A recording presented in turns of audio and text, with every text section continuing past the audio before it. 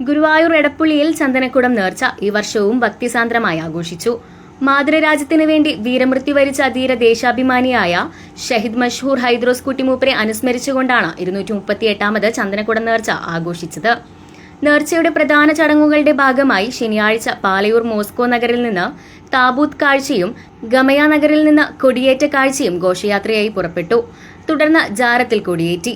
ആഘോഷങ്ങളുടെ ഭാഗമായി ചക്കരക്കഞ്ഞി വിതരണവും അന്നദാനവും ഒരുക്കിയിരുന്നു. ഗജവീരന്മാർ അണിനിരന്ന ഘോഷയാത്രയിൽ ബാൻഡ് സെറ്റ്, മുട്ടുംവിളി, ദഫ്മുട്ട്, കോൽക്കളി, തമ്പോലം, ചെണ്ടമേളം, ശിങ്കാരിമേളം തുടങ്ങിയ വിവിധ വാദ്യഘോഷങ്ങൾ നിറഞ്ഞ നാട്ടുകാഴ്ചകളും അരങ്ങേറി. നാടിന്റെ വിവിധ ഭാഗങ്ങളിൽ നിന്ന് എത്തിച്ചേരുന്ന നാട്ടുകാഴ്ചകളും വർണ്ണമഴയും ജാറത്തെ സജീവമാക്കി മാറ്റി. നേർച്ചയ്ക്ക് ജാറം committee chairman Sharif Haji, general convener Kabeer Paruthikkattu, NK Aboobacker, Noushad Nedumparambil, KV Rasheed, MV Noushad, PK Muhammad, councillor Noushad Ahammed തുടങ്ങിയവർ നേതൃത്വം നൽകി. Prime news Pavaratti.